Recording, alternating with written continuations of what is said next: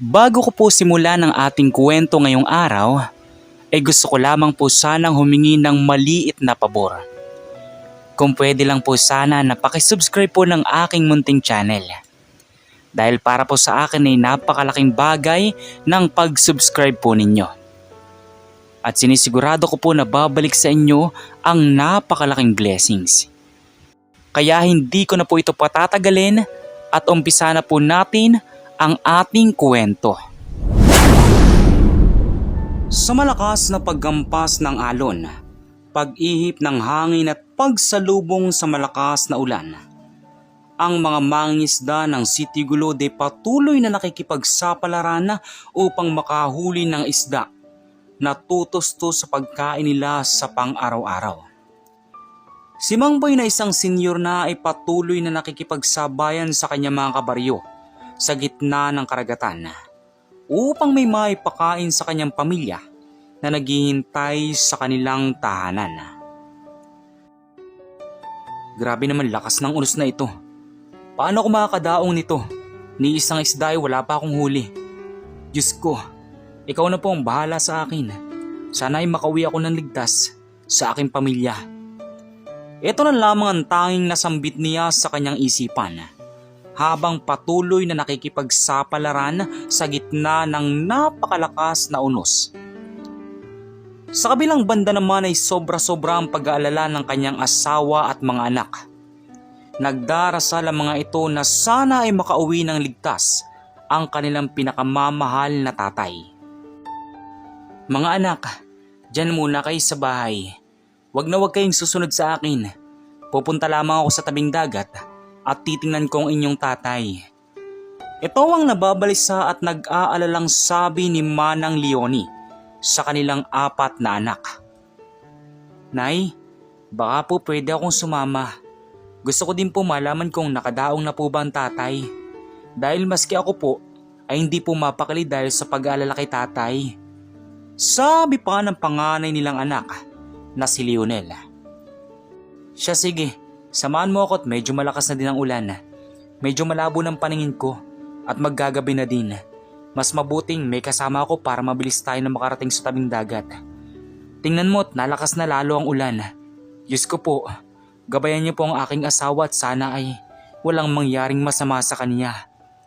Pagdarasal pa ni Aling Leonie. Dali-daling naglakad na mag-ina papunta sa tabing dagat upang tanawin nila ang haligi ng kanilang tahanan. At gano'n na lang ang tuwa nila nang makita nila ang isang bangkang papadating. Sakay nito ang kanyang asawa. Diyos ko, salamat sa Panginoon at ligtas ka. Sa susunod naman, Antonio, pag alam mo malakas ang ulan at masama ang panahon, baka pwedeng huwag ka muna mangisda. Labis ang aming pag-aalala. Mabuti na lamang at ligtas ka. Nag-aalalang sabi ni Aling Leonie. Oo nga po, tatay. Sa susunod po, wag na po kayo papalaot pag alam ninyo po na masama ang panahon. Labis po kami nag-aalala sa inyo. Sabi pa ng kanilang anak. Ano ba naman kayo? Huwag kayong mag-alala sa akin. Sa halos 2 dekada ko na ba namang nangingisda, kabisa ko na lahat ng dapat kong gawin upang hindi mapataw ang bangka na sinasakyan ko. Kaya huwag kayong mag-alala sa akin ha. Kayang-kaya kong sarili ko. Ito naman ang nakangiting sabi ni Mang Antonio sa dalawa. O siya, sige, sabay na tayo magkwento at nalakas na lalo ang ulan. Yung mga bata, walang kasama sa ating bahay. Pag-aya pa ni Manang Leonie. Agad namang nagmadali ang 3 upang makauwi sa kanilang tahanan at makapagluto na ng pagkain sa hapunan.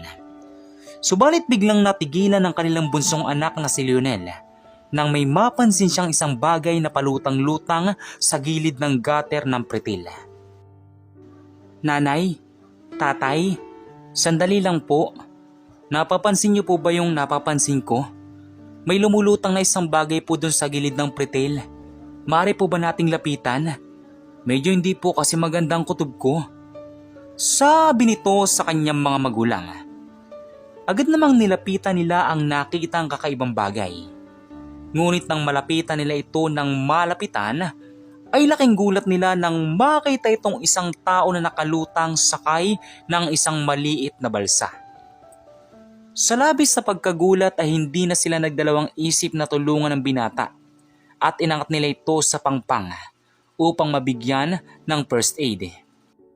Subalit napansin nila na nakainom ang lalaki, kaya naman ay ginising na lamang nila ito. Ngunit sa labis na kalasingan ay hindi ito makabangon. Tanging ungot lamang ang nagiging sagot ng binata sa kanila. Diyos ko naman, mga kabataan talaga ngayon, masyado ng mga pasaway. Mabuti na lamang at may suot siya na life jacket at nakasakay siya sa maliit na balsa. Muntik na siyang maging alaala. Bueno anak, tumawag ka na mga kapitbahay upang madala natin sa bahay itong binata na ito. Mabuti na lamang at mabait ang Panginoon sa kaniya at hindi siya pinabayaan na makain ng pating. Naku po naman, kabataan nga naman. Hingang malalim na pagkakasabi ni Mang Antonio. Dali-dali naman tumawag ng mga kapitbahay si Leonel upang matulungan sila sa pagbuhat sa binata. At hindi naman nagdalawang isip ang mga ito na tumulong ng bukal sa loob kahit pa humahagipit ang napakalakas na unos. Samantala kinabukasan, sa gitna ng matigas na papag ay nagising ang binata sa pagkakatulog. Labis niyang ikinagulat nang makita niya ang paligid. Kakaiba ito sa lugar na kanyang pinuntahan. Napabalikwas siya sa gulat nang makita niya ang isang matanda na papalapit sa kaniya. Gising ka na pala iyo. Bumangon ka muna at magkape ka, sabi nito. Inilapag ni Mang Antonio ang kape sa tabi ng binata na may kasamang mainit na pandesal. Maraming salamat po. Pero di ko po alam ang lugar na ito. Nasaan po ako? At sino po kayo? Nagtatakang tanong pa ng binata. Ako si Antonio iyo. Nakita ka namin ng aking asawa at anak sa gilid ng pretel. Napalutang-lutang ka. Akala namin nung una ay wala ka ng buhay. Pero maswerte ka iyo dahil di ka pinabayaan ng Panginoon natin. Ano bang nangyari sa iyo at nakasakay ka sa maliit na balsa? Tanong pa nito. Wala po akong maalala, Mang Antonio. Pero ang natatandaan ko po ay pumunta po ako mag-isa sa beach dahil gusto ko po makarelax-relax. Naglehas po kasi ako sa amin dahil sa mga magulang ko na hindi lang po pagkakaunawaan. Malungkot na sabi pa ng binata. Ganon ba iyo? Alam mo iyo, walang magulang na magagalit sa kanilang anak kundi ka nakagawa ng kasalanan. Mas mabuti pa iyo magkape ka na muna at mamayang tanghali ay ihahatid kita sa bayan para makauwi ka na sa pamilya mo. Pasensya ka na at sa bayan lang kita maihatid. May kailangan pa kasi akong asikasuhin. Mangingisda pa ako para may maipangbaon ng aking mga anak at may makain kami sa araw na ito. Siguro naman ay alam mo ang lugar mo pag nasa bayan ka na ano? Sabi pa ni Mang Antonio. Maraming salamat po sa advice ninyo, Mang Antonio. Tatanawin ko pong napakalaking utang na loob ang ginawa ninyong pagliligtas sa buhay ko. Utang ko po sa inyong pangalawa kong buhay. Huwag po kayong mag-alala. Makakaganti din po ako sa inyo balang araw. Sabi pa nito. Naku iyo, wala yun. Basta mag-iingat ka mamaya pag uwi iyo ah. Paano? Maligo ka na muna at maya-maya ay ihahatid na kita sa bayan. Sabi pa niya. Samantala makalipas nga ang ilang oras ay umalis na papuntang bayan si Mang Antonio at ang binata. Labis-labis naman ang pasalamat din ng binata sa pamilya ni Mang Antonio dahil sa pagligtas sa buhay nito. Ganoon na din sa mga kapitbahay na tumulong sa kanya. Makalipas ang ilang oras ay nakauwi na ang binata sa kanilang bahay. Agad siyang sinalubong ng kanyang ama't ina na labis ang pagkaalala. Dahil ilang araw na din pala siyang hinahanap ng mga ito at ilang araw na din siyang nawawala. Humingi din naman ang tawad ng binata sa kanyang mga magulang dahil sa kanyang ginawa na paglalayas. Ikinuwento naman ng binata ang lahat ng nangyari sa kanya at ikinuwento din niya sa kanyang mga magulang ang mababait na tao na tumulong sa kanya. Tinulungan po ako ng mga tao sa Sitio Gulod. Isang maliit na isla po, Ma'am and Dad. Kung di po dahil sa kanila, baka wala na po ako sa mundo ngayon. Buniyag pa ng binata. Diyos ko, salamat po. Mabuti na lamang at may mga mabubuting tao na tumulong sa iyo. Dahil kung wala, baka kung ano lang nangyari sa iyo. Naluluwang sabi pa ng kaniyang mami. Anak, gusto kong balikan natin ang mga tao sa sinasabi mong isla. Gusto kong maibalik sa kanila ang ginawang kabutihan sa iyo. Sabi pa ng kanyang ama. Agad na tumawag ng mga security guard ang daddy ng binata at inihanda ang yate na kanilang sasakyan. At makalipas lamang ilang minuto ay agad na dumating ang mga ito. Inihanda nila kaagad ang yate at madaling umalis ang mag-anak patungong isla ng Sitio Gulod.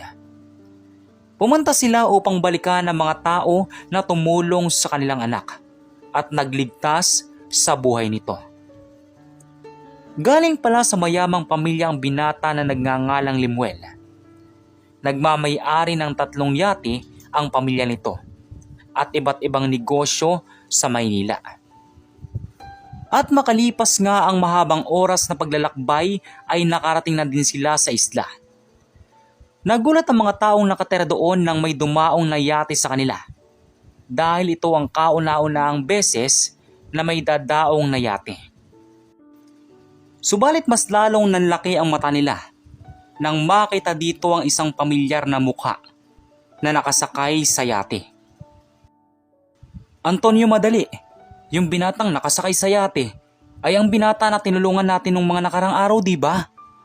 Gulat na sabi ni Aling Leonie. Labis din namang nagulat si Mang Antonio nang makita niya ang binata. Bumaba ang binata mula sa yate at nilapitan ang mag-anak ni Mang Antonio. Kasama nito ang mga magulang. Labis-labis ang pasalamat ng mga ito sa kanila dahil sa pagtulong at pagliligtas sa kanilang anak. Maraming salamat po sa inyong lahat dahil sa pagtulong nyo sa nag-iisa kong anak. Dahil po sa kabutihang ginawa ninyo, bibigyan ko po kayo ng kaunting tulong para makabawi po ako sa inyo kahit sa kaunting bagay man lang. Wika ng mami ng binata. Binigyan ng mga ito ang lahat ng tao sa Sitio Gulod ng cash at ng mga grocery upang kahit papaano ay ganti nito sa pagliligtas sa kaniyang anak. Samantalang ang pamilya naman ni Mang Antonio ay binigyan ng 100,000 upang may maipang simula sa maliit na negosyo. Sinagot din ito ang pagpapaaral sa kanilang anak hanggang sa makatapos sa kolehiyo. Halos maiyak naman sa labis na tuwa si Mang Antonio dahil sa tulong na binigay ng pamilya ng binata na niligtas nila.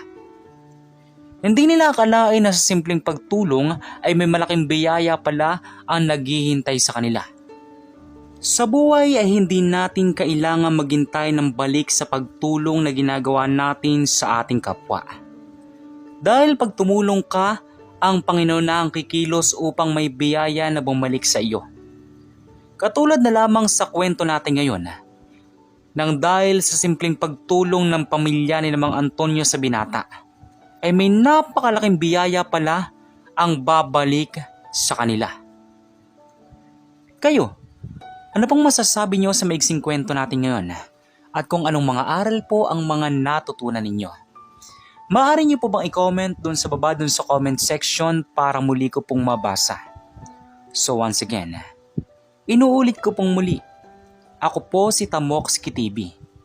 Kita-kita po tayong muli sa mga susunod pa nating maraming mga video. Thank you and God bless you all. Peace out.